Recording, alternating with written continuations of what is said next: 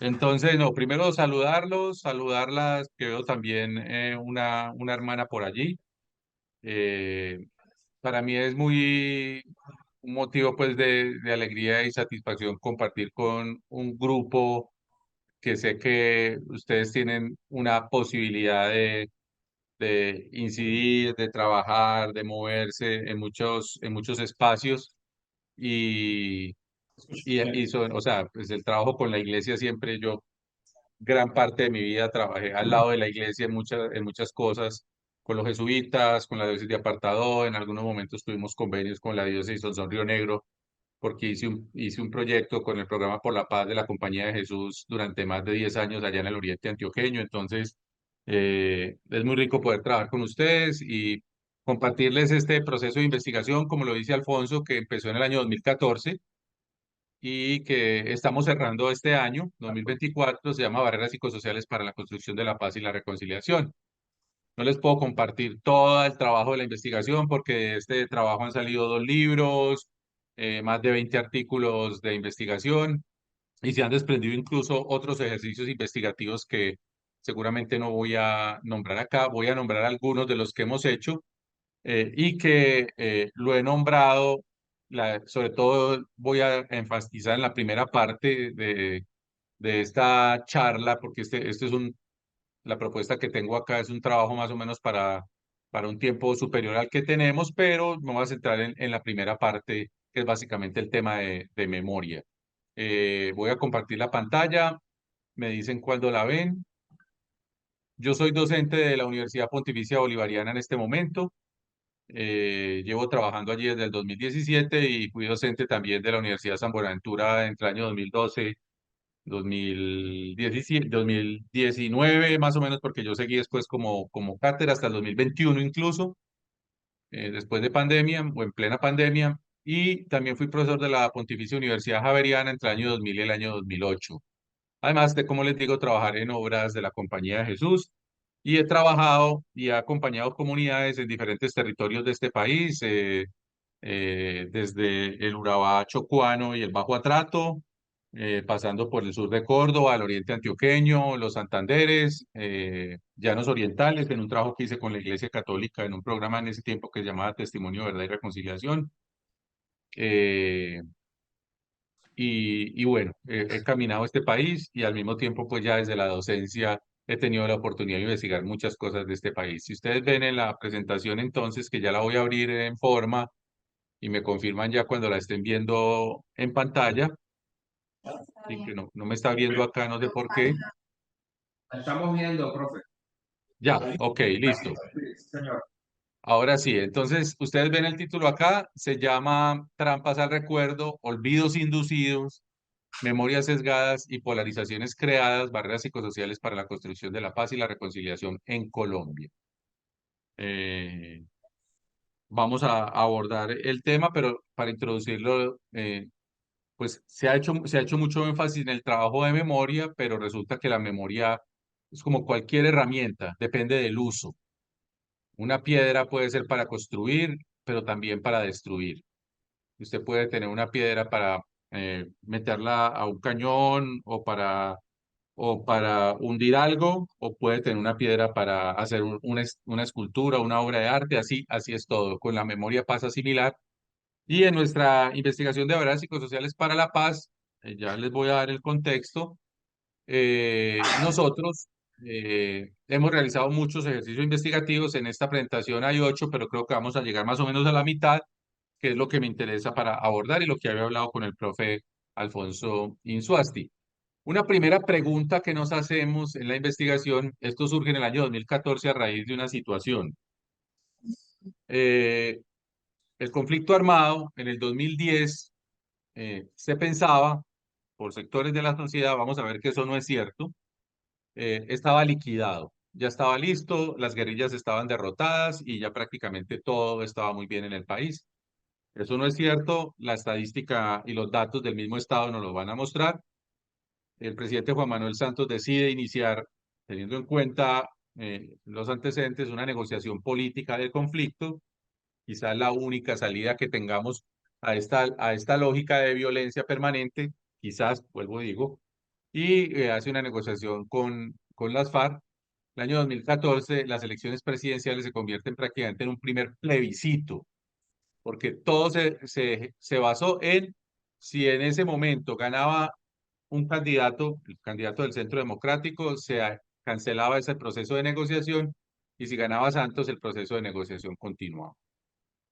A raíz de eso, de esa disputa, de esa polarización que se presentó en el país en ese momento, nosotros Alfonso Insuasti, una compañera que se llama Daniela Barrera y yo, y a raíz de mi trabajo previo de tesis doctoral, donde me apareció una categoría sobre eh, las memorias victimistas y las memorias que son trampas al recuerdo, como lo ponemos allí, y que hacen que la guerra se recicle. Yo había consultado eso con un autor que se llama Daniel Bartal, me había parecido, yo no había trabajado eso porque yo trabajé más sobre los procesos de memoria que mujeres víctimas del conflicto armado en el oriente antioqueño y en el sur de Córdoba habían realizado para superar sus condiciones de víctimas y para generar procesos de reconciliación en el territorio. Pero me pareció esa categoría y la relacionamos junto con el profe Alfonso con esto de que estábamos viviendo un país y un sector de la población no quería una negociación política, sino que quería que el conflicto se siguiera resolviendo por la vía militar. Ese es el contexto en el cual arranca la pregunta.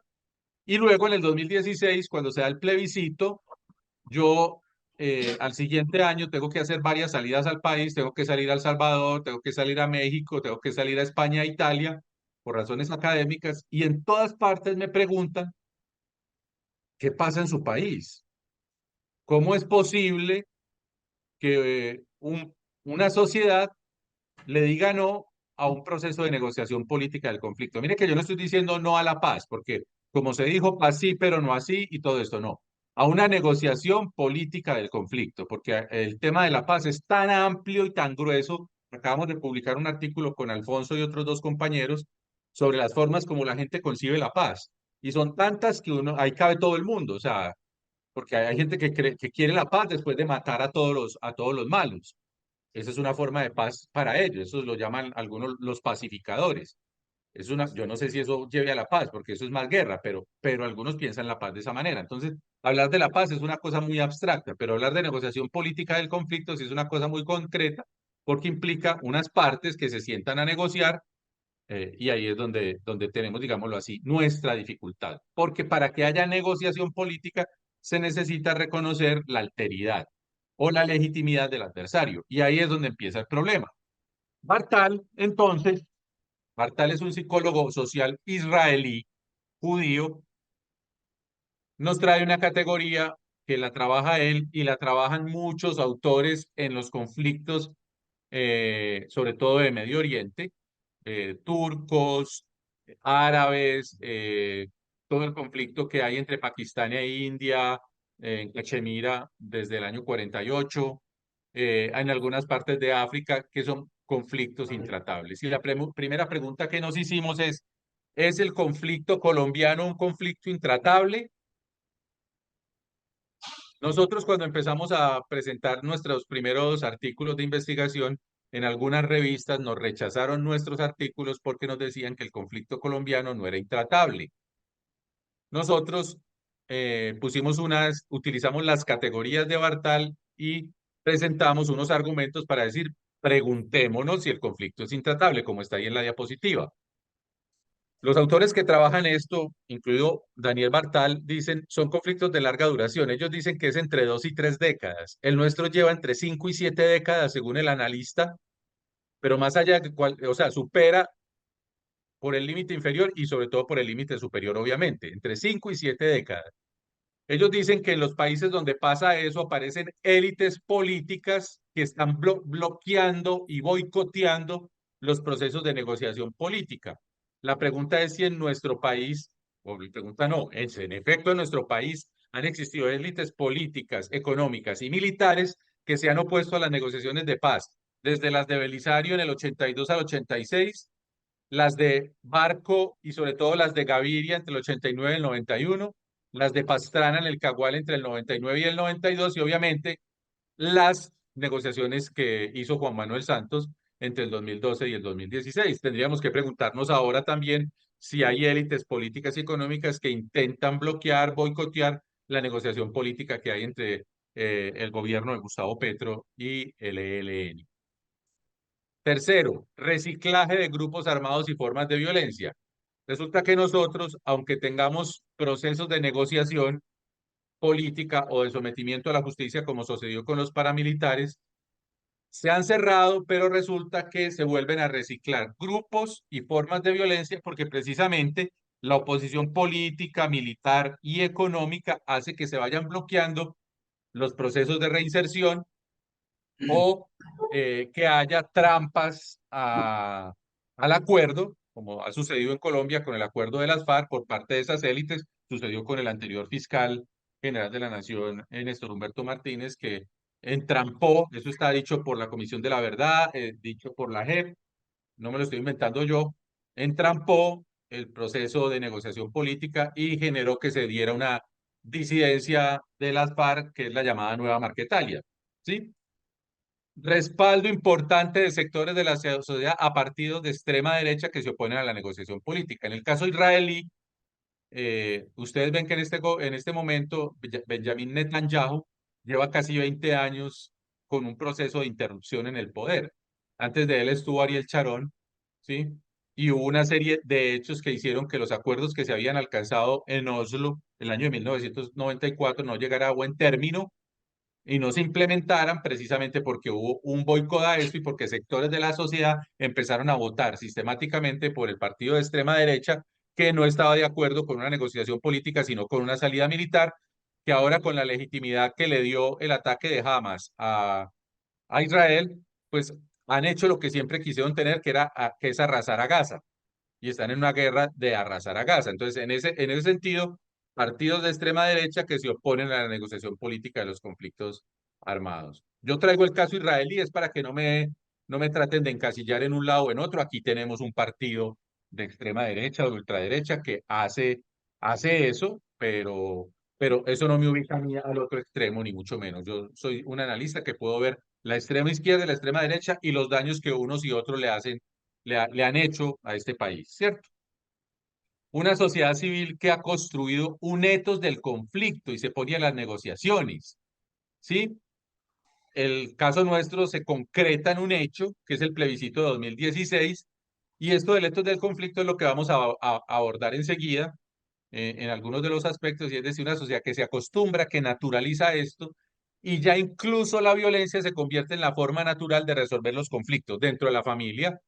Ustedes seguramente muchas veces les toca estar lidiando con conflictos familiares que se resuelven por la vía violenta, pero eso se legitima en la vida social, en todos los aspectos, y obviamente, llamada Martín Baró, la militarización de la vida cotidiana. Es decir, aceptamos que se militarice la vida y eso es algo normal, cuando eso no tendría que ser normal en un Estado social de derecho. Finalmente, polarización política, social, que trae división en la vida cotidiana y evita que los problemas públicos sean tramitados. Es decir, nosotros tuvimos una investigación, una de las líneas de investigación, no voy a entrar allí, que desarrollamos fue qué pasaba en las familias. Y en las familias se decide no hablar de estos temas o ridiculizar algunas de las partes o la gente termina peleando y para no pelear entonces deciden no hablar. Es decir, son temas que terminan siendo vetados, de los cuales no podemos hablar y terminan de nuevo en manos de las élites que manejan, digámoslo así, la opinión pública, porque nosotros no hacemos un debate, no hacemos una reflexión sobre estos temas, porque cuando la hacemos terminamos peleando porque estamos politizados y más que politizados, polarizados y en una polarización que vincula lo afectivo y lo identitario y no nos permite ponernos de acuerdo ni encontrarnos. Y finalmente, se genera una hostilidad hacia movimientos sociales de paz o derechos humanos, una propaganda negativa promovida muchas veces por medios de comunicación o por sectores políticos que identifican a la gente que trabaja por la paz o por los derechos humanos como gente que está, como si estuviera a un lado, al otro lado. En nuestro país se identifica mucho los que trabajamos en esto como si necesariamente fuéramos de izquierda, pues, lo cual no sería un problema ser de izquierda, sino que nos identifican entonces, y lo vamos a ver acá cómo eso se construye, con gente que está asociada a las guerrillas, al comunismo y al terrorismo y a otras formas con las cuales se termina calificando, incluso en las familias de uno, a uno lo terminan calificando de una manera negativa, como si eso fuera casi un insulto, para, eh, para nombrarlo. Entonces, obviamente, desde ese lugar que parte desde el imaginario común hasta las prácticas ya de persecución, hostigamiento y represión a este tipo de movimientos, pues termina siendo un espacio muy cerrado para poder proponer procesos y avalar procesos de paz. Segundito. Ahora, yo me voy a centrar en el tema de la memoria porque creo que, según lo que hablé con el profe, es lo que ustedes están trabajando. Y en Colombia hemos construido un mito que yo es lo primero que voy a hacer de deconstruirles a ustedes. El mito es una cosa muy fuerte para mirar cómo se ha hecho la construcción social de esto de parte de quienes tienen intereses que esto sea así, porque utilizan un mito que es el mito del Génesis, ¿sí? El mito del Génesis es un mito que ustedes conocen muy bien y que parte en el capítulo 1, al principio todo era caos y oscuridad en el abismo, entonces llegó Dios y dijo, hágase la luz, y la luz se hizo. Resulta que en el imaginario que hemos tenido en Colombia y en las narrativas de memoria que hemos construido, se ha construido un mito y es antes del 2002 en Colombia todo era caos y oscuridad, ¿cierto? Entonces llegó nuestro Mesías criollo y dijo, hágase la luz, y la luz se hizo, y pareciera que después del 2002 y hasta el 2010, este país fue el paraíso. ¿Cierto? Se llegó al paraíso. Mire que cómo es de fuerte el mito, porque es que eso tiene una raigambre en la cultura popular y en la fe de nuestra gente, en la fe sencilla de nuestra gente, muy poderosa. Eso tiene raigambre en cosas que tienen que ver incluso con nuestra propia identidad. Y hay una trampa mediática, porque tendríamos que mirar dónde ese mito y esa trampa mediática pusieron la luz y dónde se puso el foco para que ese mito se hiciera realidad. Y la pregunta ya desde el pensamiento crítico y desde la investigación que nosotros hacemos, ¿sí? Es, incluso como cristianos, tendríamos que hacernos es, ¿realmente el periodo 2002-2010 fue el más pacífico y próspero de nuestra historia reciente? ¿Qué pudimos ver y qué se ocultó en este periodo? Esto es clave para la construcción de una memoria histórica alternativa y resistente a este mito que es el que nos tiene entrampado. Nos tiene entrampado una lógica de violencia de la cual no podemos salir y en la que yo puedo sustentar, y ya lo hemos sustentado en diferentes escenarios académicos, de que tenemos un conflicto que todavía podemos llamar intratable. Miremos el mito. A 31 de julio de 2003, esto, no actualicé la diapositiva, pero revisé para un texto que tenía que escribir la semana pasada. Vamos en 9.640.000 y pico de víctimas en este momento. Pero para julio de 2003 teníamos 9.537.000 víctimas y 12.483.000 hechos victimizantes. ¿Por qué más hechos victimizantes? Porque hay gente, como ustedes lo deben saber, que trabajan con la gente en la vida cotidiana. Hay personas que tienen 2, 3, 4, 5, 6, hasta 10 hechos victimizantes. De esas víctimas, 4.403.574, atención, se produjeron en ese periodo en que estábamos en el paraíso, donde todos podíamos ir a la finca y a la costa, y hasta 2019 eso era el 43%. ¿Por qué pongo la fecha 2019, 2018, 2019? Porque es la fecha en que se reactiva el conflicto cuando no se implementa el acuerdo de paz por parte del gobierno de Iván Duque. ¿Sí? Se interrumpe la implementación del acuerdo de paz. Si les agregamos los 8 meses de Pastrana del año 2002, es casi el 50% de las víctimas. Entonces, se produjo casi la mitad de las víctimas del conflicto que están, esto es cifras del Estado. Esto no son cifras ni de la Internacional Socialista, ni del Partido Comunista, ni de las ONGs que atacan al Estado, ni de Petro, estas son cifras del Estado colombiano que es independiente del gobierno que esté. Es decir, esto se viene contabilizando y las cifras hay desde el año 85 hasta el año, o desde el año 62, que son las dos cifras que se hacen. Es decir, ¿ustedes cómo pueden creer que en un conflicto de 5 décadas, si empezamos en los años 60, ya vamos para 6, si empezamos de los años 60, el 50% se produzcan en un periodo en el cual la gente pensaba que estábamos en un país en paz? Eso tiene que ver con la psicología social y con la forma como construimos nuestras percepciones. En lo que respecta al desplazamiento forzado, también sucede de forma similar, ¿sí? Hay unas cifras, o sea, hay un pico que lo vamos a ver ahora en todas las gráficas, que es el pico 2002, que es cuando se interrumpe la negociación política muy mal llevada por el Estado, entre el Estado colombiano, el gobierno de Andrés Pastrana y las FARC en el Caguán. Ese pico lo vamos a ver, pero vamos a explicar ese pico y qué pasó ahí, ¿cierto? Entre el periodo 2002-2010 se produjeron 3.948.917 desplazados, es decir, sube incluso el porcentaje, cerca del 45%. Y atención, de ese desplazamiento forzado en el país se produjo el 55% causado por paramilitares y el 16% por guerrillas, 1% del Estado, 6% por grupos no identificados y 22% por enfrentamientos. Y empieza a aparecer un actor que pasa de agache en nuestro imaginario social, que son los paramilitares, que tienen el 55% de las cifras de desplazamiento forzado. Las guerrillas no eran Caperucita Roja ni eran la Madre Teresa de Calcuta, 16% de desplazamiento, pero vemos que hay una diferencia muy grande, sí, porque hay gente que piensa, yo veo que algunos se están riendo, hay gente que piensa que las guerrillas son la Madre Teresa de Calcuta y nos están haciendo un gran favor. Tampoco nos están haciendo un gran favor. Sí, nos han hecho mucho daño, incluso mucho daño a quienes tenemos una visión alternativa desde opciones de construcción de paz. Muy bien.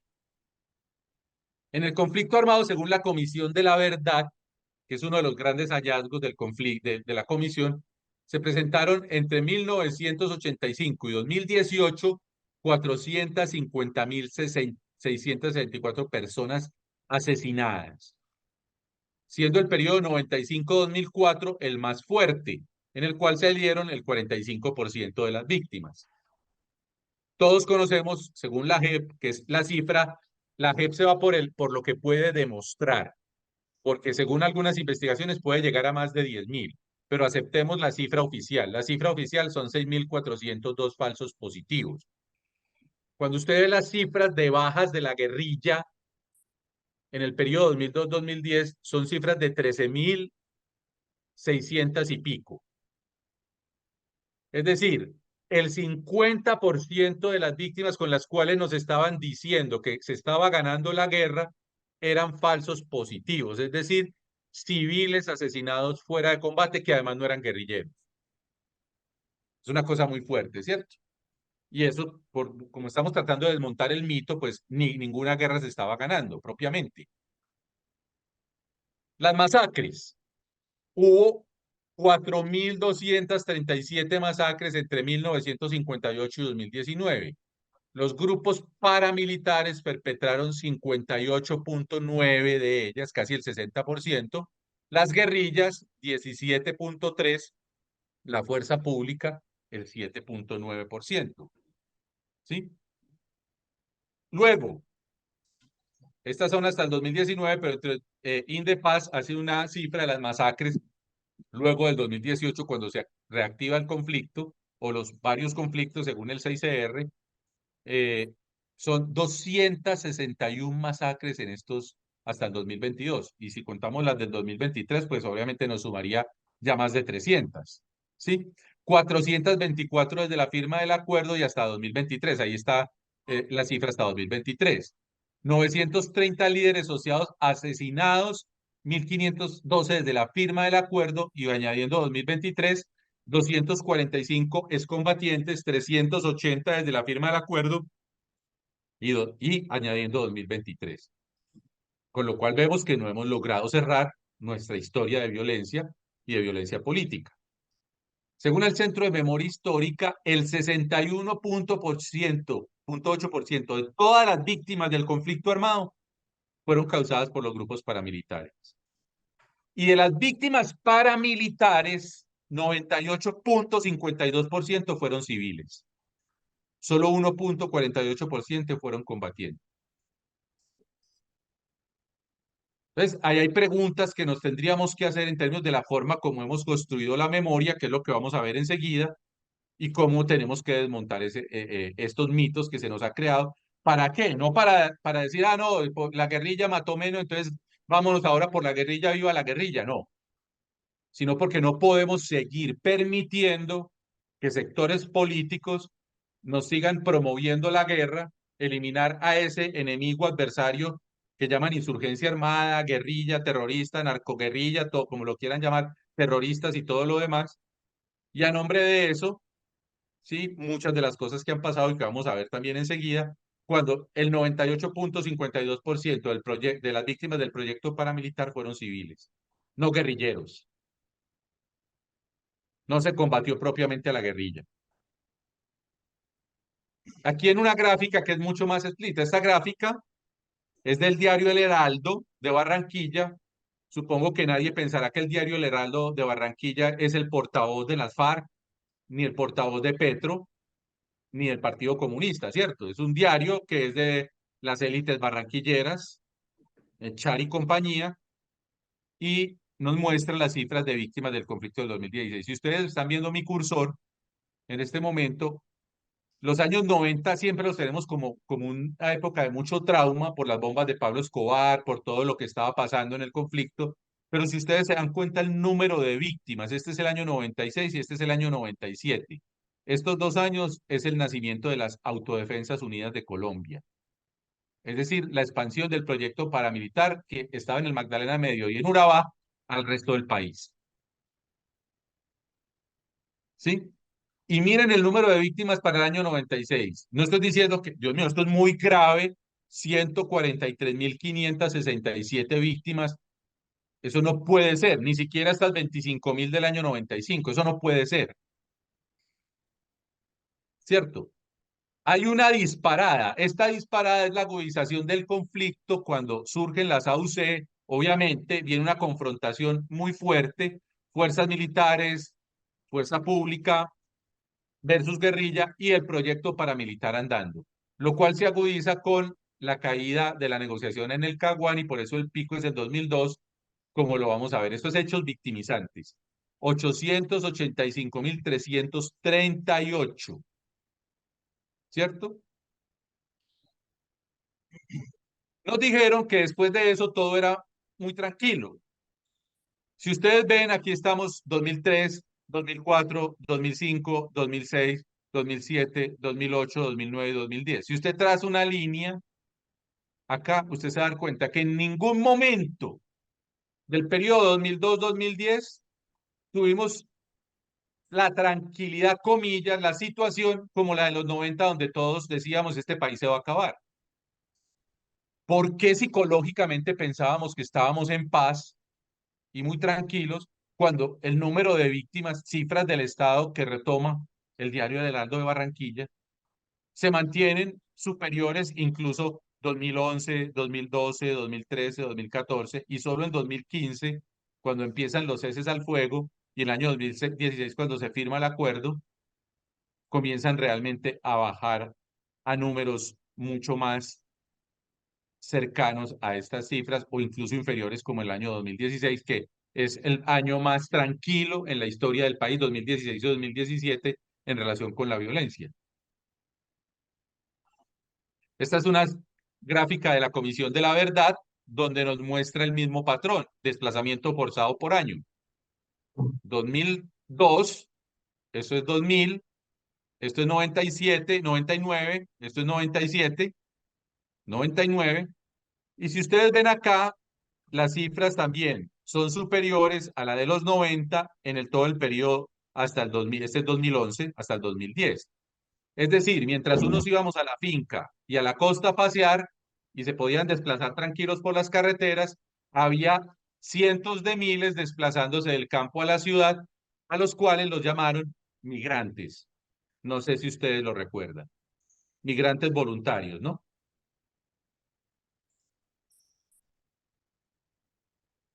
Este gráfico nos muestra el crecimiento de las FARC en los años 90.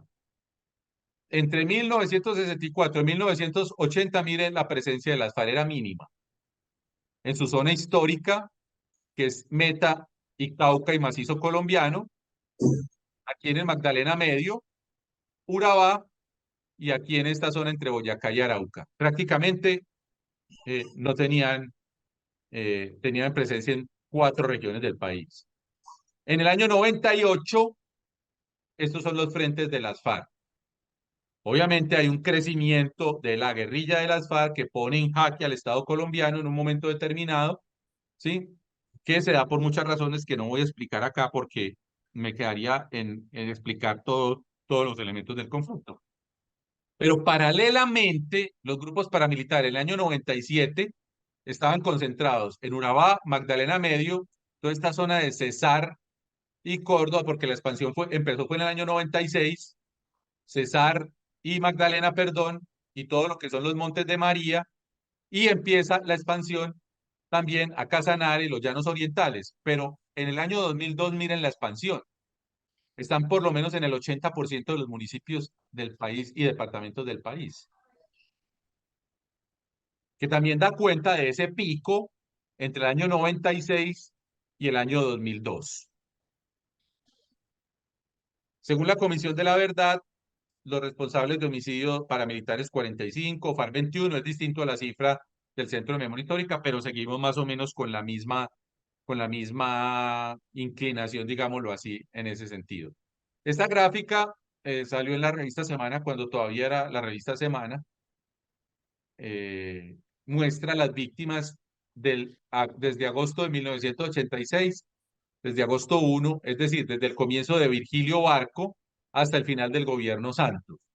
Si ustedes se dan cuenta, estas son las cifras de víctimas y resulta que entre los gobiernos de Barco y Pastrana está el 41,52%, es decir, en un periodo que es de casi 86-2002, 16 años. En un periodo de 8 años está el 43,52 y en el gobierno Santos 14,78. Las cifras son similares para los desplazados, es decir, esta es otra fuente de análisis y nos llega más o menos a la misma conclusión. Por lo tanto, nosotros nos preguntamos en un contexto como este, conflictos prolongados e intratables, por esta categoría que también es de Daniel Bartal, barreras psicosociales para la construcción de la paz, y nosotros desarrollamos en nuestra investigación 3 de las categorías que ellos trabajan: narrativas del pasado de la memoria colectiva, que es en la que me voy a centrar ahorita; creencias sociales, sobre las cuales tenemos publicaciones que el profe Alfonso se las puede compartir; y orientaciones emocionales colectivas, que también el profe se las puede compartir. Tenemos un texto con él eh, que es sobre precisamente emociones en relación con el proceso de paz. Entonces, estos procesos investigativos les voy a compartir algunos de ellos. Primero, ¿qué entendemos por narrativas del pasado y memorias victimistas? Es relatos de los hechos históricos que deslegitiman al otro, son victimistas porque yo me hago víctima y en nombre de hacerme víctima, cuando digo yo es un grupo social, un país, Israel, Turquía con los kurdos, ¿cómo es?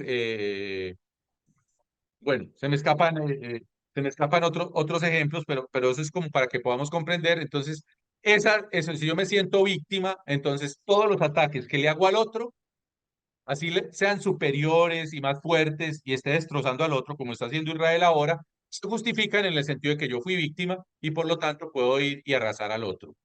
¿Sí? Dicen estos autores que si el grupo, esa sociedad no hacen un duelo apropiado, no afrontan estos hechos, no los trabajan, y esto puede pasar a generaciones futuras y por eso se va prolongando en el tiempo, porque estas experiencias generan traumas sociales que se convierten en traumas escogidos por el grupo, que son los que van a justificar históricamente los hechos violentos contra el otro.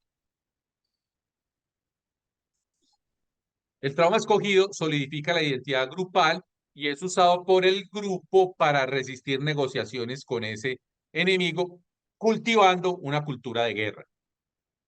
Y al mismo tiempo se construye una oposición heroica frente al enemigo. los héroes. ¿Se acuerdan de la campaña en Colombia, los héroes sí existen? Hay un video que el profe Alfonso les puede compartir, se llama Apuntando al Corazón, donde se muestra cómo se construyó esa campaña, ¿sí?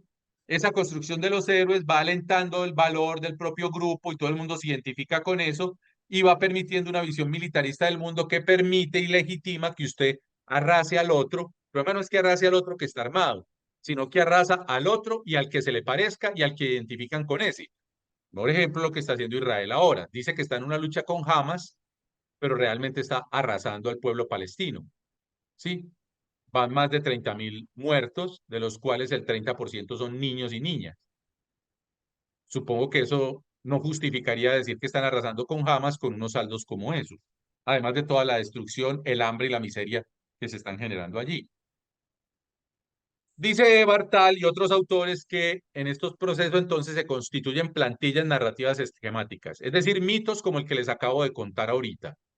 O lo llama Bartal narrativas colectivas maestras que interpretan los hechos, las circunstancias, la responsabilidad de los actores a la luz de dicho esquema de forma polarizada, con lo cual el actor, el adversario, es culpable y quien fabrica el recuerdo se pone en el lugar de víctima y es inocente.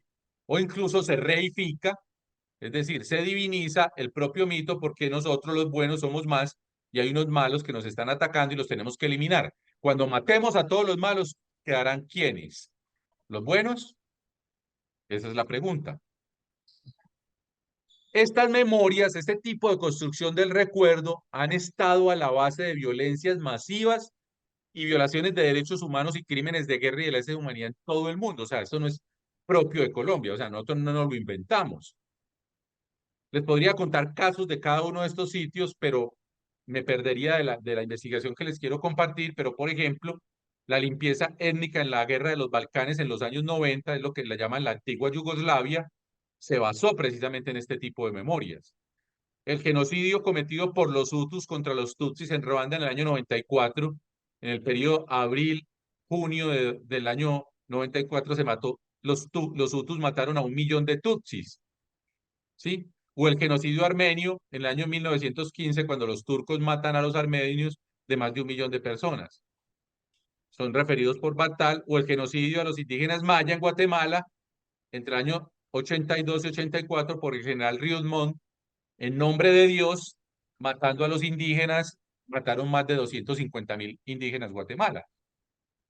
Y todo esto ha sido porque se han fabricado relatos del pasado que han configurado memorias victimistas al punto que las propias barbaridades, degradaciones y violaciones de derechos son atribuidas al adversario, porque él es el culpable de que nosotros estemos haciendo esto. Miren a Netanyahu, escuchen el discurso de Netanyahu en este momento, es eso, es que los de Hamas nos están obligando a hacer esto, lo estamos haciendo pues, porque ellos son muy malos y nos ha obligado a actuar de esta manera. No, venga, la guerra tiene unos límites. Incluso la guerra tiene unos límites que se llaman derecho internacional humanitario, del cual tampoco vamos a hablar aquí. Es probable que el profe Alfonso esté hablando con ustedes.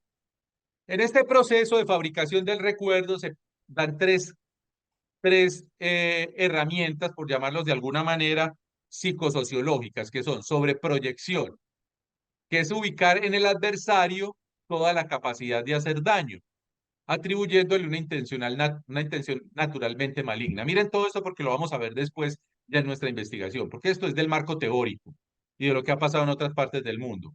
Repetición. Los medios de comunicación y ahora, en estos tiempos, las redes sociales muestran una y otra vez lo que sucedió, el dolor que causó y refuerzan la maldad de este adversario en la ejecución de la acción. Y mientras muestran toda esa maldad del adversario, tapan la maldad propia o los hechos de violación propios. Y finalmente, descontextualización. El hecho se aísla del proceso histórico, de la lógica de una confrontación armada y se reifica como un acontecimiento casi único que amerita a su vez una respuesta contundente. Vamos a ver nuestro primer ejercicio investigativo. Esto lo hicimos con los chicos del semillero aquí en UPB en el año 2018. Yo estaba con ellos trabajando y les pregunté qué sabían de la masacre del Salado y resulta que ninguno sabía que había habido una masacre en el corregimiento del Salado del municipio Carmen de Bolívar, en el departamento de Bolívar. Al ver que no sabía, les pregunté por Bojayá y la masacre de Bojayá y casi todos me contaron y sabían qué había pasado allí. Entonces yo les dije, venga, vamos a hacer un ejercicio, nos vamos a ir a la calle y le vamos a preguntar a las personas que encontremos qué sabe de Bojayá y qué sabe del Salado. ¿Sí? Ustedes ven ahí la pregunta en el segundo ítem. Si la respuesta es correspondiente con el tema, le vamos a preguntar si dice que sabe qué es Bojayá y nos dice cuál fue el actor armado responsable y si sabe qué ocurrió específicamente. Luego profundizamos con un estudio cualitativo con 38 personas, a las cuales se le leyeron los dos relatos de las dos investigaciones que hizo el Centro de Memoria Histórica sobre las dos masacres y se les hicieron nuevas preguntas, como lo van a ver enseguida. Miren lo que muestra este primer ejercicio. Sobre Bojayá, el 60% de los participantes conocían el hecho con pelos y señales. Ahorita les voy a mostrar qué nos decía la gente. ¿Sí? El 13% conocían el hecho y el actor, aunque no conocían exactamente qué había pasado. Eso nos suma el 73%. Solo el 27% no sabía qué había pasado allá en Bojayá. Muy bien. El Salado, el 72.4% no sabía qué había pasado en el Salado. Solo el 11.2% conocían con detalle lo que había pasado y un 16.4% conocía el hecho y los actores. Es decir, si ustedes se dan cuenta, casi que es proporcional.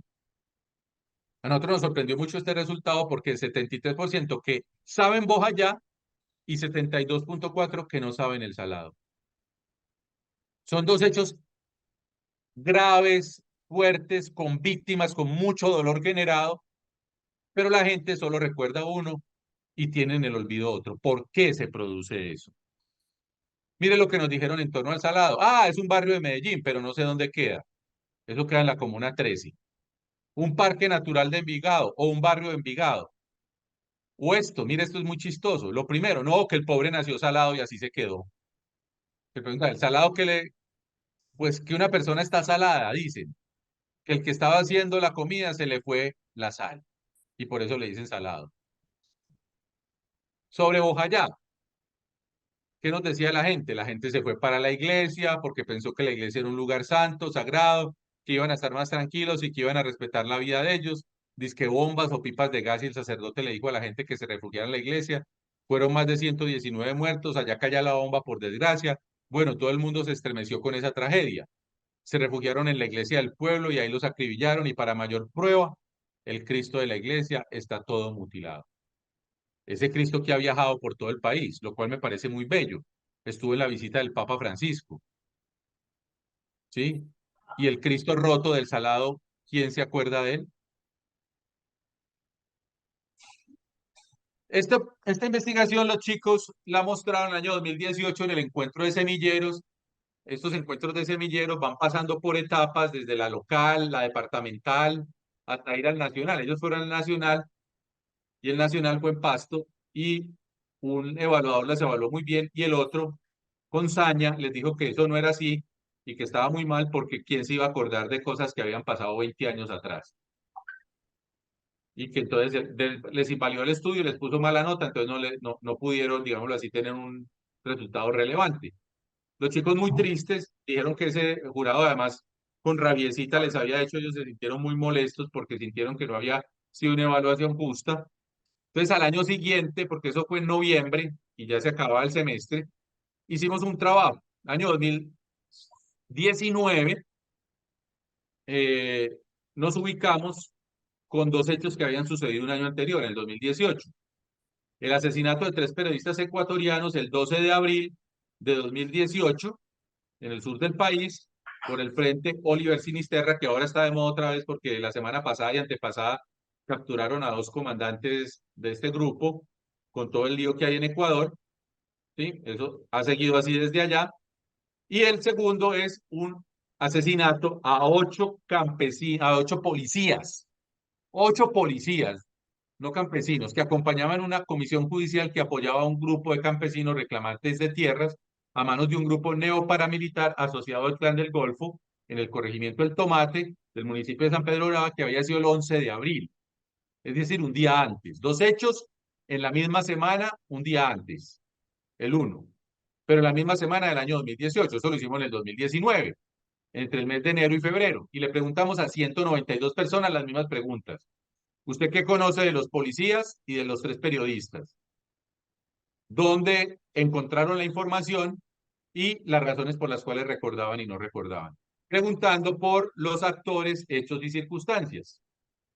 Después procedimos a revisar, eso no lo habíamos hecho en el ejercicio anterior, las noticias publicadas y los titulares de prensa en 6 diarios del país: El Tiempo, El Espectador, El Heraldo de Barranquilla, El Colombiano de Medellín, Vanguardia Liberal de Bucaramanga y El País de Cali, para analizar el número de noticias y o segmentos que dedicaron a ambos hechos. Estos son los resultados. Sobre los periodistas ecuatorianos, personas que recordaban el hecho y sabían de él, 70.8. Y personas que tienen información genérica, es decir, sabían que había sucedido y quién era el responsable, 10.4%. Es decir, el 81.2% recordaban el hecho, solo 18.8% no lo recordaban. Sobre el asesinato de los 8 policías en la misma semana, un día antes. ¿Cómo es? Personas que saben el hecho y todas las circunstancias, 7.8%. Y personas que conocían el hecho y el autor, pero no las circunstancias, 3.7%. Me suma esto 11.5%. Es decir, el 88.5% no saben nada, no recordaban, no tenían idea que eso había sido un hecho. Y mataron policías, por Dios. En este país, cada que matan policías, salen los héroes de la patria y todo esto. ¿Y por qué estos no fueron héroes de la patria? Esa es una pregunta interesante que nos tendríamos que hacer. ¿Por qué estos no fueron héroes de la patria? ¿No fueron registrados en los medios de la misma manera? ¿Qué pasó? Les preguntamos, bueno, ¿y ustedes por qué olvidaron lo de los policías y tenían en claro lo otro? Ah, matan tanta gente que uno no se acuerda. Me sentí más movilizada por la noticia de los periodistas, me dio mucha tristeza y por eso no me acuerdo de la otra. Son tantas noticias que hablan de muerte de policías que uno no tiene por qué saber la razón por los que los matan. Le tenía cierta indiferencia porque la noticia de los policías fue muy lejos de aquí. Atención, estos fue hecho en Medellín. Los policías fueron en Urabá y los periodistas fueron en Tumaco. Hasta donde yo sé, Urabá está a 6 horas y Tumaco a 24 horas. Urabá está a 350 kilómetros y Tumaco a más de 1000 kilómetros. Pero ¿cómo se construye la percepción? No me gustan las noticias tristes. Lo de los periodistas era más importante porque estaban secuestrados, eran extranjeros y es una prueba de que los acuerdos de paz no van a funcionar. No me siento tocado por la realidad colombiana. Y aquí están los titulares de prensa. Para El Tiempo, sobre los periodistas, no titulares, número de noticias. El Tiempo, periodistas versus policías en Urabá, 16 versus 4. Espectador, 17 versus 4. El Colombiano, 14 versus 4. El Heraldo, 11 versus 4. Perdón, El País, 11 versus 4. El Heraldo, 14 versus 10. Vanguardia Liberal, 16 versus 2. El Heraldo pusimos 10 es porque había un policía que era barranquillero y reseñaron la llegada al aeropuerto, una entrevista con la mamá, el entierro y otra noticia, porque realmente era 14 versus 6, pero nosotros, digámoslo así, por la honestidad intelectual, incluimos las noticias en referencia a ese policía barranquillero. En total es 88 versus 28. Si en la base de la memoria es la repetición, ustedes podrán comprender por qué la gente recuerda más una cosa que otra, por lo menos por esto que estamos viendo ahí. Pero además, no es solo por el número de noticias. Quiero que miren lo que esas noticias decían al interior. Titulares y descripciones. Como en los peores días de la guerra en Colombia, fueron asesinados en cautiverio. refiriéndose a los periodistas ecuatorianos, lo dice El Espectador. Guacho mató a reporteros ecuatorianos porque no hubo canje, lo dice El Tiempo. Y se refieren a los hechos en términos como cobarde asesinato, El Heraldo, las súplicas para la devolución no sirvieron de nada, es decir, inmisericordes, El Espectador, que permite calificar a los autores como criminales o asesinos, como lo hace El Tiempo y El Colombiano, responsabilizando a alias Guacho de este crimen y aludiendo directamente a las disidencias de las FARC. El otro hecho de los 8 policías asesinados en Urabá es titulado así: mueren 8 policías en Urabá. Lo dice El País y El Espectador. Murieron de malaria, no sabemos. De sarampión, no sabemos. Murieron. Les dio un infarto a los 8 al mismo tiempo, no sabemos. Estos son los 8 policías que fallecieron tras el atentado. No dice burdo asesinato contra 8 policías, no, fallecieron. Qué pesar, ¿cierto? Fallecieron. Qué pesar. O el colombiano que dice muerte de policías aún sin esclarecer. No se han enterado quién los mató. Y además no dicen asesinato de policías, sino muerte de policías, porque aún sin esclarecer puede haber sido que les dio COVID, porque todavía no han esclarecido. Pregunta para ustedes. ¿Puede notarse claramente la diferencia de titular los hechos? Y estos son solo los titulares, porque solamente al interior de la noticia se realiza una atribución de responsabilidad que no es directa en el hecho de los policías. Miren cómo, por ejemplo, se dice ya al interior de la noticia, lo dice en el Heraldo del Tiempo. El clan del Golfo sería el responsable. Mira el sería no sabemos, podría ser, quién sabe, quizás, tal vez, y tampoco se nombra que eran unos policías que estaban protegiendo a un cuerpo judicial vinculado a la unidad de restitución de tierras, tierras que habían sido usurpados por el proyecto paramilitar, ¿sí? Y la función de los policías en esta unidad. Sabemos quién, bueno, yo no sé, de pronto yo lo sé, pero por todo el estudio que he hecho de todo esto, no sé si ustedes sepan quién está detrás de esta usurpación de tierras en el país, ¿sí? De las 8 millones de hectáreas, ¿sí? El 89% de esas tierras fueron usurpadas por paramilitares en función de aumentar el latifundio en Colombia, según diversos estudios y según la Comisión de la Verdad. Esto nos lleva a la pregunta por los medios de comunicación, el tercer ejercicio investigativo. En este ejercicio, con 44 personas de la ciudad de Medellín, hicimos unas entrevistas en profundidad y les preguntamos por lo que ellos pensaban, sentían, opinaban por los diferentes actores del conflicto, guerrillas, paramilitares y fuerza pública, y de dónde habían sacado la información. Hicimos un análisis de contenido y encontramos que en 226 ocasiones los participantes refieren de manera directa o indirecta que han construido estos mecanismos sociopsicológicos, es decir, las creencias, las emociones y las memorias en torno a estos actores en los medios de comunicación masiva, ¿no?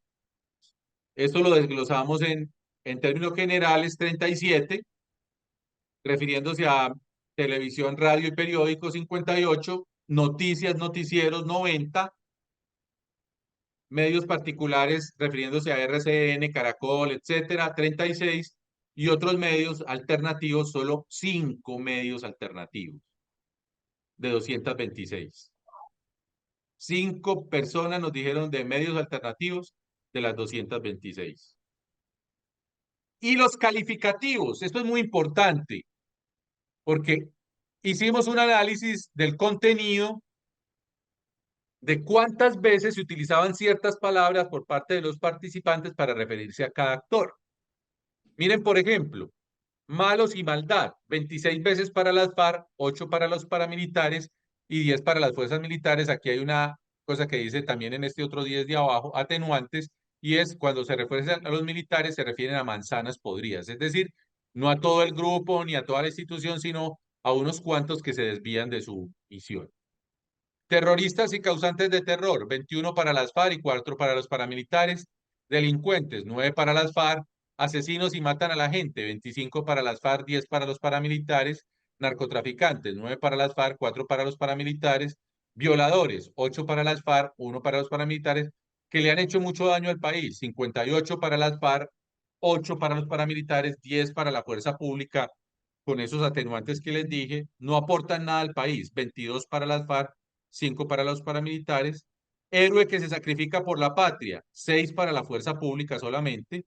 No sé, el grupo del grupo de su conformación, algunas personas 27, algunas decían que no conocen muy bien las FARC, 64 los paramilitares, 13 la fuerza pública, son lo mismo o iguales, 30 para los paramilitares, es decir, se confunde muchas veces a los paramilitares con las insurgencias armadas y los meten en el mismo saco.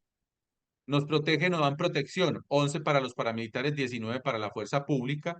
Nos cuidan y cuidan el país, 7 para los paramilitares, 20 para la fuerza pública. Dan seguridad, 3 para los paramilitares y 2 para la fuerza pública. Amor a la patria, 6 para la fuerza pública. Sacrificio, esfuerzo, lucha y entrega, 14 para la fuerza pública. Defenderse, defendernos, defender al pueblo, 4 para las FARC, 17 para los paramilitares y 14 para la fuerza pública. Ustedes van viendo cómo se va construyendo un imaginario. Obviamente esto no es definitivo, son datos, y como dicen por ahí, los datos hay que darlos, pero son datos brutos que no necesariamente indican cosas. Pero ya nos vamos al contenido y en el contenido empezamos a hacerle preguntas a la gente y entonces nos decían, a la guerrilla, por ejemplo, este participante, no se los puedo leer todos, esto es una matriz de 62 páginas en el resultado, pero que en la publicación que Alfonso se las puede pasar en la revista El Ágora, son 5 paginitas donde hacemos una síntesis de lo que va diciendo cada actor. Este, por ejemplo, las guerrillas matan gente, dañan vidas, han causado mucho dolor en el país. Se ven que han puesto collares bomba, carras bomba, minas patas, básicamente eso, reclutar y malos. Dice, paramilitares, aquí en Medellín aman los paramilitares porque nos dejan ir a la finca. La gente defiende a los paracos, eso es lo que me impresiona, y defiende al gobierno. Y esta pregunta, ¿cómo si también han matado un montón de gente?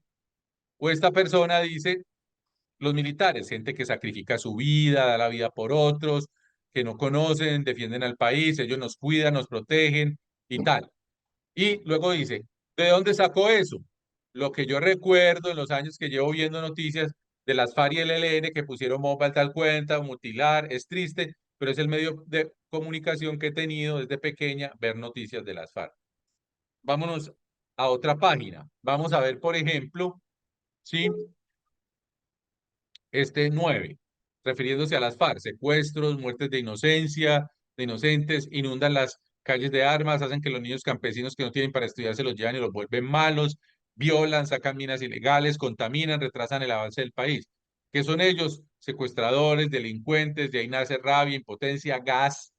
Eso no es de personas, eso es gente mala, es gente sin pudor, sin respeto a la vida, no son agradables. Los paramilitares, no, no me provocan tanta rabia, no sé por qué no me provocan tanta rabia. Y le pregunta el entrevistador, ¿y quiénes sí te provocan tanta rabia? Ah, la guerrilla. Y dice, de los paramilitares, por un lado bien, por otro mal, tienen derecho a defender, pero como usan droga para enriquecerse y pagar la guerra mal, se supone que uno es bueno, que eso es bueno, matar guerrilleros, porque han matado delincuentes. Y sobre la fuerza pública, están cuidándonos a nosotros, se supone que no quieren que los desadaptados cojan el poder, cómo quieren cogerlos, se supone que nosotros los apoyamos. Los militares han apartado al país, seguridad. En realidad los falsos positivos no se sabe si son verdad o no, si en realidad eran malos o no, entonces nadie puede confirmar eso. Yo pienso que no se sabe si son guerrilleros o campesinos, es decir, está poniendo un manto de duda sobre eso.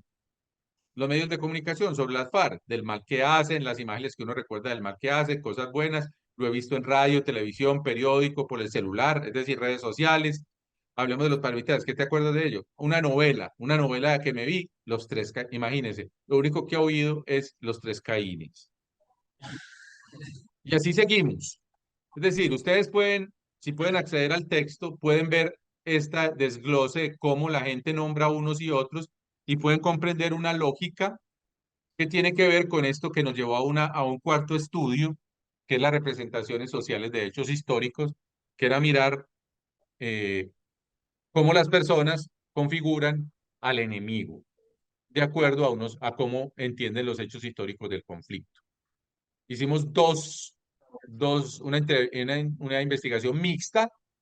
La parte cualitativa fue con 54 participantes y la parte cuantitativa con 457 personas del área metropolitana del Valle de Aburrá. Y les pusimos, ahí ya sí, eso es, se desglosó de la Bojayá y el Salado. Les expusimos más de 25 hechos. Les preguntamos por si lo recordaban, cuáles fueron las circunstancias, el principal responsable, los involucrados y de dónde adquirió esa información. Pero hubo una pregunta clave. Como eran ya 25 hechos, era muy probable que muchos de ellos la gente no los conociera. Entonces la pregunta clave era, ¿quién se imagina o cree que fue el autor? Porque ahí va el imaginario. ¿Quién cree usted que fue? ¿Sí? Y vamos a mirar los resultados.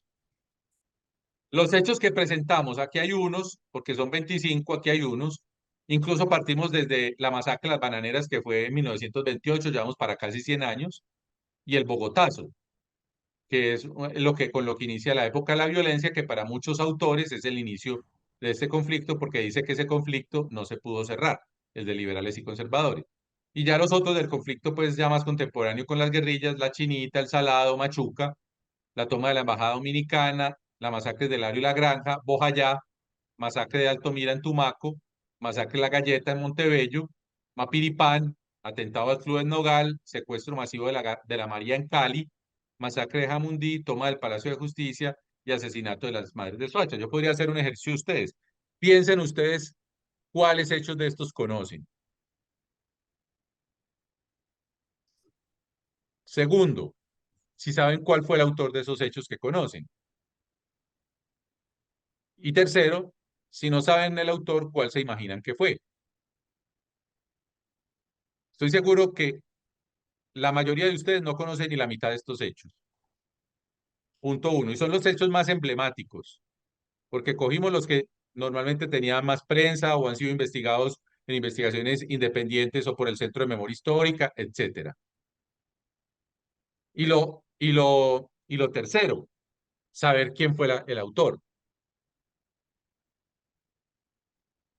De todos los hechos, nosotros encontramos, ahí están algunos, me faltaron otros, aquí van a aparecer unos de ellos, 8 eventos que la gente recuerda significativamente, por encima del 20% de los participantes. Incluso tuvimos que bajar la medida, porque la medida tenía que ser sobre un 50%, y si era sobre un 50%, solo nos daban 2.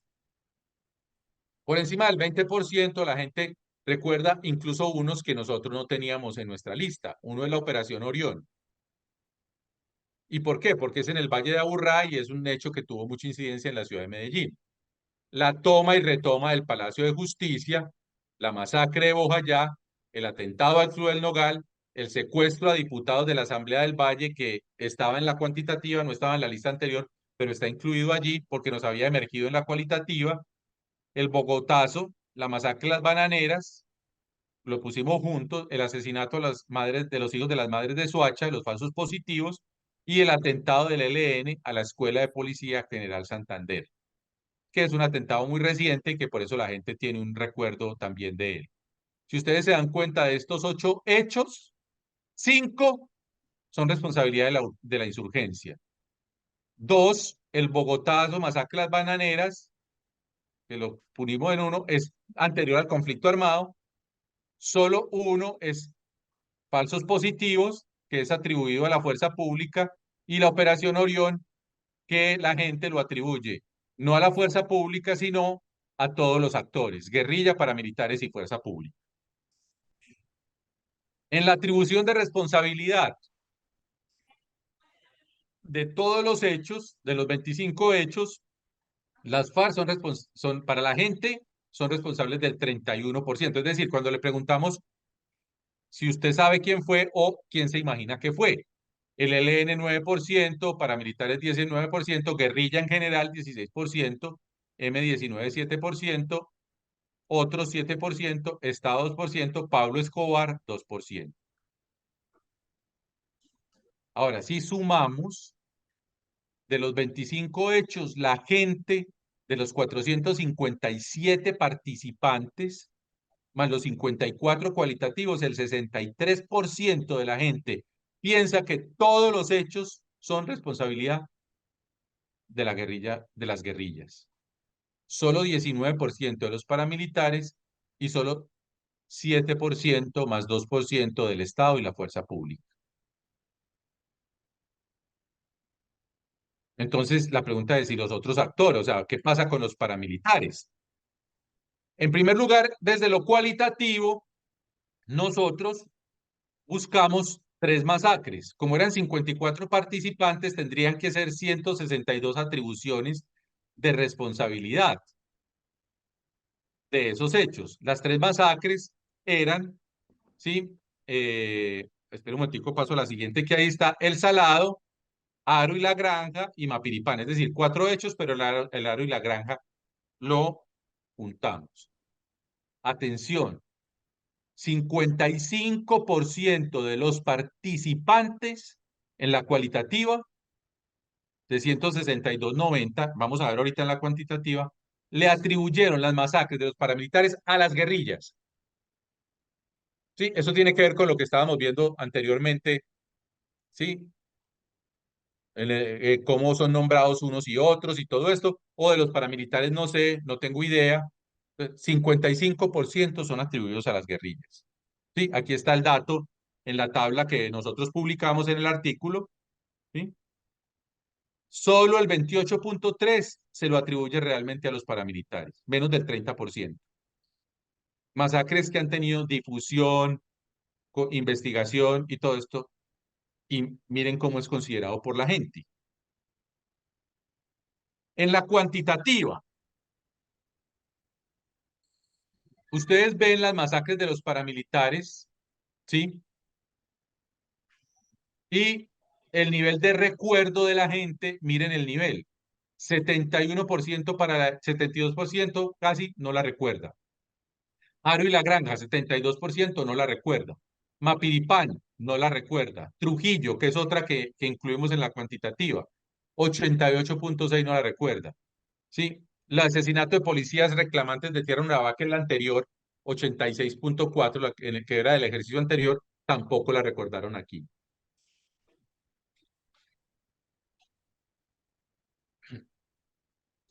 Y de las masacres, ya cada una en la cuantitativa, la del Salado, el 45,5 se le atribuye a la guerrilla y 33,6 a los paramilitares. La de Aro y La Granja, 48,5 a la guerrilla, 27,9 a los paramilitares. La de Mapiripán, 55,6 a la guerrilla, 22,8 a los paramilitares. La de Trujillo, 51,6 a la guerrilla, 24,1 a los paramilitares. 50,8 la de los policías a la guerrilla, 29,7 a los paramilitares. Es decir, más de la mitad de la gente, haciendo la media, en la cuantitativa, con 457 participantes, se le atribuye a las guerrillas las masacres de los paramilitares. En relación con la fuerza pública, en la cualitativa incluimos 4 hechos que son masacre del Alto Mira. Pregúntense si ustedes sabían que esa masacre era del ejército. La masacre de La Galleta en Montebello, Antioquia, si la sabían. La masacre de Jamundí, que es una masacre donde el ejército mata policías por un asunto ligado al narcotráfico, y en los falsos positivos, el asesinato a los hijos de las madres de Soacha. Son 216 atribuciones y atención, de esas 216, solo 9 se realizan a la fuerza pública, es decir, 3,4%, y 4 en general al Estado, es decir, 1,8%. Si te sumas, te da el 5,2%. Y solamente el hecho de las atribuciones, que son 54, de las madres de Soacha, solo 7, el 16,6, se lo atribuyen a la fuerza pública. De todas esas atribuciones, de las 216, 117 son atribuidas a las guerrillas, es decir, el 54% de las atribuciones de responsabilidad a las masacres de la fuerza pública fueron hechas a la guerrilla. Y hay 2, en la del Alto Mira y la de Jamundí, esta atribución ya ronda el 70% de los casos, como lo muestra aquí la tabla. De esas, 54% entonces son atribuidas a las guerrillas, 24,5 a los paramilitares y solo 4,1 a la fuerza pública. En la cuantitativa, con 457 participantes, el 88,4% no recuerda la del Altomira, el 82,9% no recuerda la de Jamundí, el 66,3% no recuerda los falsos positivos de los hijos de las madres de Soacha, el 85,4% pusimos una local, la masacre de Villatina, que fue una masacre que se hizo a policías por parte de paramilitar, de fuerza, perdón, cometida por policías, no por ejército, y la Operación Orión, sí hubo un recuerdo, como lo vimos en la anterior pasada, pero la gente no se lo atribuye a la fuerza pública, nosotros lo atribuimos a la fuerza pública como el principal responsable de lo que pasó allá y al Estado. Miren esto. Entonces, en la masacre del Alto Mira, el 55,6 se lo atribuye a la guerrilla, 21,5 a paramilitares y solo 8,6 a fuerza pública. En la de Jamundí, 51,4 a la guerrilla, 23,3 a paramilitares y 9,9 a fuerza pública. En los falsos positivos, 42,9, imagínate, los falsos positivos a la guerrilla, 25,1 a paramilitares y solo 16,7 a fuerza pública. En la de Villatina, 42,5 a la guerrilla, 28,7 a paramilitares y 10,8 a la fuerza pública. Y la Operación Orión, 38,1, sí, a guerrilla, 12,9 a paramilitares y 28,9 a fuerza pública. Lo que les decía, estaba distribuida un poco más equitativamente la atribución de responsabilidad en la Operación Orión. El análisis de lo cualitativo nos llevó a una conclusión muy fuerte, y es que en Colombia se ha dado un proceso que se llama en ciencias sociales la construcción del enemigo absoluto. El enemigo absoluto es aquel que no es el adversario con el cual yo me puedo confrontar, sino que es aquel que para yo poder sobrevivir lo tengo que eliminar, o para yo afirmar mi posición lo tengo que eliminar, y es legítimo si lo mato. Eso se puede ver, por ejemplo, cuando matan a Raúl Reyes, que la gente sale a celebrar, o cuando mataron a Osama Bin Laden, que en Estados Unidos la gente sale a celebrar. Es decir, termina siendo, no hay ninguna eh, disonancia ética ni cognitiva en relación con esos hechos. Y, por lo tanto, en Colombia había una construcción de un enemigo absoluto en las guerrillas en general y en particular en las FARC como único responsable de la violencia en Colombia, que pareciera estar por encima de la temporalidad. No les mostré, la masacre de las bananeras, más del 50% se la atribuye a las guerrillas. Y el Bogotazo, más del 30% se lo atribuye a las guerrillas. Es decir, cuando ni siquiera existían las FARC, a las guerrillas de las FARC, apareciendo tanto en el pasado como causa primera de la violencia, como en la situación presente y en lo que posiblemente sucederá a futuro en términos del conflicto armado. Se ha construido en este análisis ya cualitativo y en el análisis del discurso un leitmotiv discursivo que vincula estos tres significantes: narcotráfico, terrorismo y guerrilla. Están asociados, ¿sí? Para el primer significante, narcotráfico, se asocian palabras como avaricia y ambición, ¿sí? Déjenme un segundito que me sacó que la batería se está agotando, tengo que conectar el equipo. Un segundito.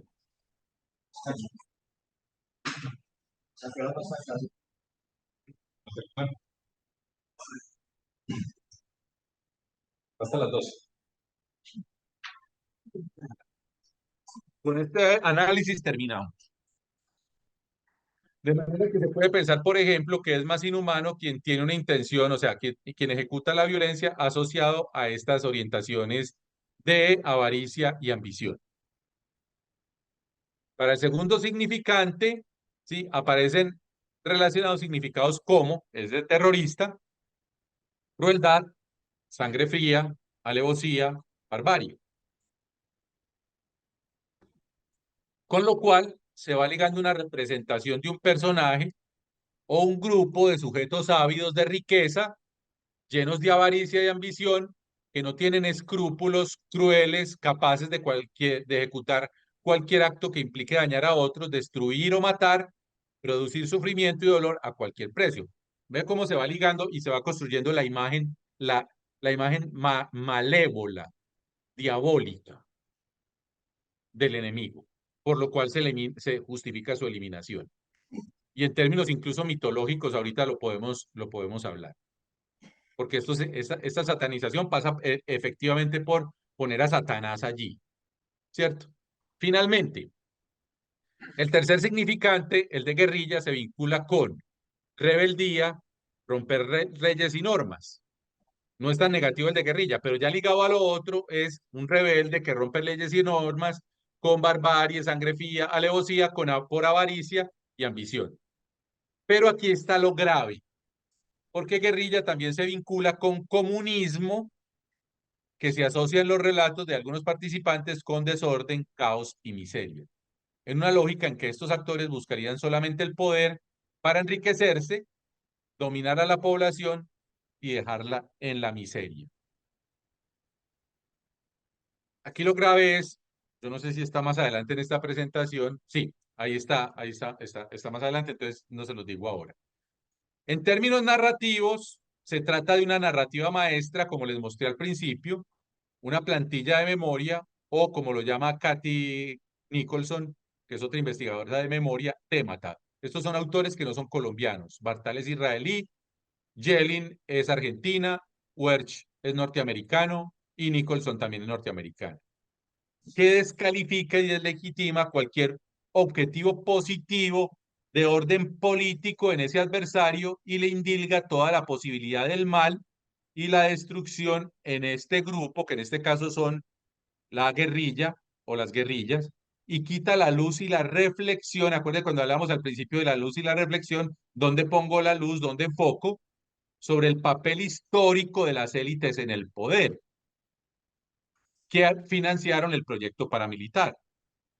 Y ya vimos cuál es la responsabilidad de los paramilitares, incluso en términos estadísticos, tanto en la violencia estructural, la desigualdad y la corrupción, de la cual nos hablan muy poco, como en el mismo conflicto armado, al hacer uso tanto de la fuerza legal en las Fuerzas Armadas, que tampoco fueron caperucita, como en el proyecto paramilitar, que a pesar de las cifras y los hechos, no es considerado por los y las participantes ni siquiera de cerca como actores similares a la insurgencia. Por el contrario, son visibilizados o minimizados tanto en el reconocimiento de los hechos que ejecutaron como en las responsabilidades que se las atribuyen, que incluso en los hechos cometidos por este grupo son inferiores a los de la insurgencia armada, como lo acabamos de ver.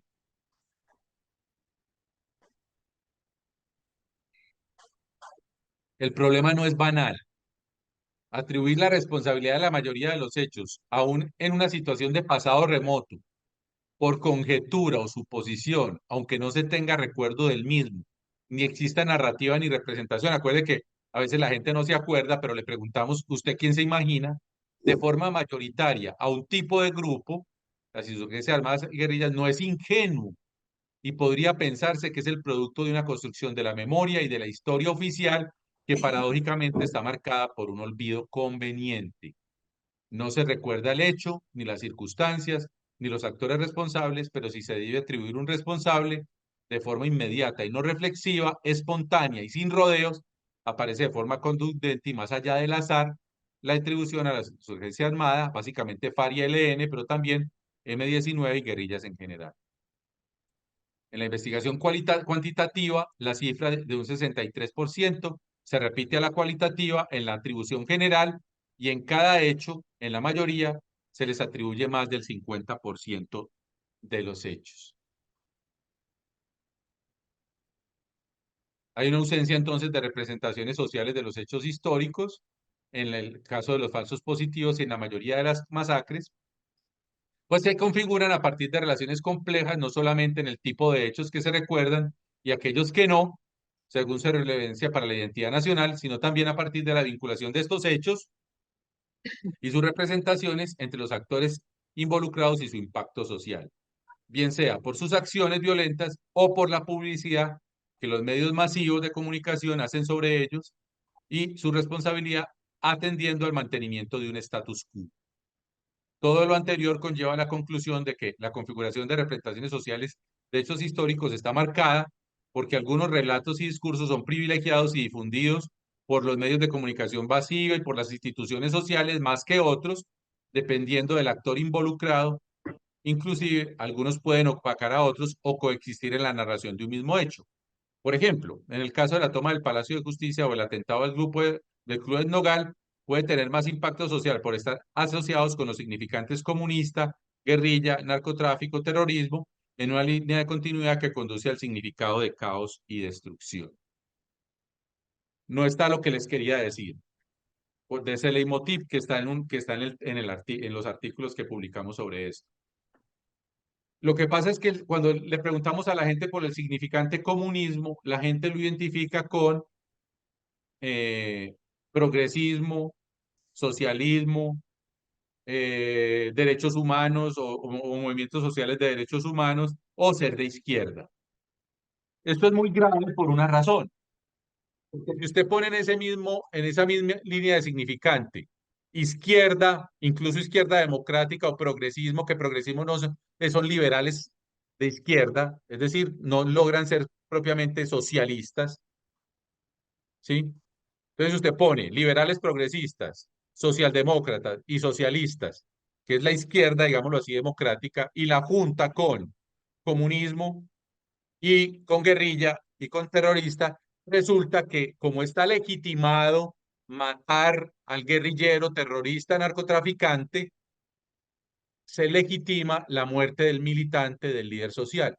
Y por eso en este país hemos matado, no ahora que se volvió de moda el conteo de muerte de líderes sociales, en este país se han matado a los líderes sociales divergentes del status quo desde siempre. Desde los años 40 con los pájaros y chulavitas matando a los campesinos y obreros liberales, gaitanistas, ¿sí? Hasta matando a los sindicalistas, es el país que más sindicalistas ha matado en el mundo, ¿sí? Y líderes sociales, alternativos, ambientalistas, defensores de derechos humanos, toda la historia, y hace que incluso yo, cuando les cuento esta historia a ustedes, yo la cuento aquí con miedo, aunque la cuente con... ¿Por qué? Porque con la forma como la he contado, es muy probable que algunos de ustedes, y por más que estén en la iglesia, porque yo me he trabajado mucho tiempo con la iglesia, pero también se los digo a los estudiantes, a profesores, a miembros de empresas donde me invitan a hablar de esto, muchos de ustedes están pensando, vio, ese man lo que quiere aquí es defender a la guerrilla. Ese man lo que quiere es ir en contra de nuestro sacro santo partido o de nuestro gran líder. O quiere ir en contra o quiere justificar, cosa que no he hecho en ningún momento. Pero estamos tan polarizados que es el segundo parte de este trabajo, pero que no podemos trabajarlo porque esto está diseñado para un trabajo de 3 horas, que es la polarización. En un país polarizado, la polarización significa que usted lee al otro desde una categorización tan cerrada de sí mismo que cualquiera que le suene disidente lo ubica al otro extremo y viceversa. Porque a mí la gente también que está muy muy a la extrema izquierda, también me da miedo cuando voy a ciertos espacios, porque ahí mismo lo ubican a uno de burgués, de acomodado, de tibio, ¿sí? De vendido al sistema, de vendido al orden social, de vendido a la política tradicional, porque cuestiona también lo que ha hecho la insurgencia, ¿sí? O en el caso concreto, por ejemplo, hablando, por ejemplo, del gobierno actual, me pasa mucho. Tengo serias discrepancias con muchas de las cosas que están pasando en el gobierno y ya lo matriculan a uno de ser un vendido y tal cosa, o viceversa. Uno cuestiona los anteriores gobiernos y lo ubican a uno ahí mismo en un lugar. Yo no soy de centro, tampoco, porque y además entendiendo el centro por lo que dicen acá, ni lo uno, ni lo otro, ni lo contrario, y yo no tomo posición, no, yo tomo posición. Mi posición es una posición que incluso tiene una fundamentación teológica y espiritual, y es siempre mi opción es por la gente, mi opción es por los pobres, y eso lo aprendí en la iglesia, y sigo teniendo como principio eso. Si hay opciones de un lado o del otro que atentan contra la dignidad, la vida, los derechos de la gente, yo tengo que nombrarlo desde ahí. Me perdonan esta última salvedad, pero es muy importante en un contexto como el nuestro donde tendemos a polarizar esto y como no puedo hablar de la polarización, pues dejamos ahí para si hay alguna pregunta o alguna observación.